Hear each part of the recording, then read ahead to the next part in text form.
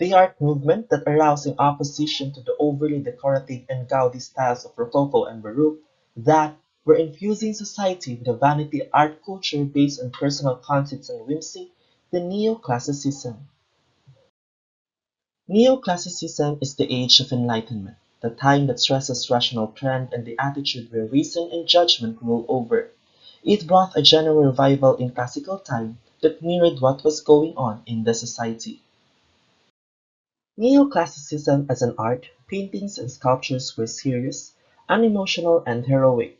Neoclassical painters depicted subjects from classical literature and history, as used in classic Greek art and Republican Roman art. To know and understand this art movement, one must identify the artists who spent time and effort in showcasing this movement's message and beauty. The first artist is Gino Severini, a leading member of the Futurist movement who believed that Futurism as an intellectual practice created the poetics based on real life. His most notable artwork is the dynamic hieroglyphic of the Baltabarim, which depicts the movement and noise of Dad's house which Severini loves to frequent. The second is Gheorghe Tatarescu, a Moldovan but later a Romanian painter and a pioneer of Neoclassicism in his country's modern painting.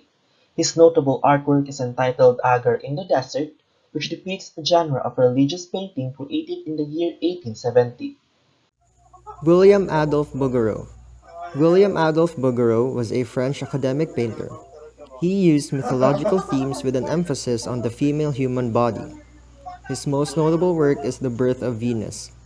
Other artworks include Dante and Virgil in Hell, Breton Brother and Sister, The First Morning, and Cupidon. So this is The Birth of Venus painting by William Adolphe Bouguereau. Elisabeth Louise Vigée-Lebrun. Elisabeth Louise Vigée-Lebrun was a French portrait painter during the late 18th century. Her most notable work is the portrait of Marie Antoinette, and she was also the personal painter of Marie Antoinette.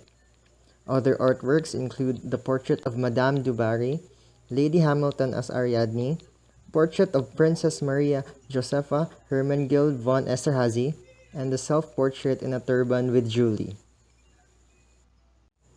So this is the portrait of Marie Antoinette painted by Lebrun.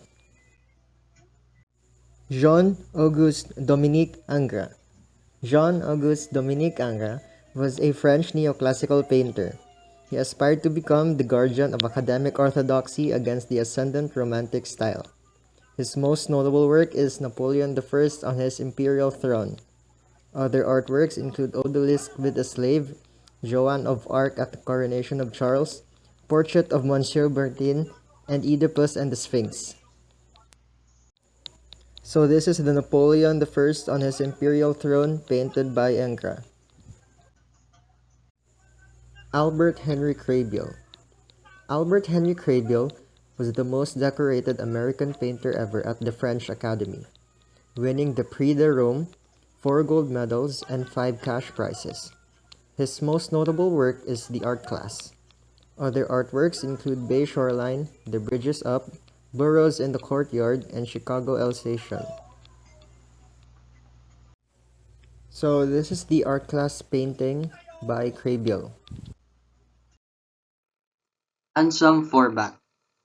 Anselm Forbach was one of the leading German painters in the mid-19th century, working in a romantic style of classicism. His notable artwork was Nana, Gasmal de Plato. In 1860, Forbach met Anna Ricci, called Nana. The wife of one of the artisans who came to Rome became his model and his mistress. This began the series of famous Nana portraits. And the last but not the least artist, Jacques Louis David. Jacques Louis David was a French painter in the neoclassical style, considered to be the preeminent painter of the era. His notable artwork was The Death of Marat. When the French Revolution began in 1789, he served briefly as its artistic director and painted its leaders and martyrs, which is The Death of Marat in 1793, in a style that is more realistic than classical. That would be all. Thank you for listening.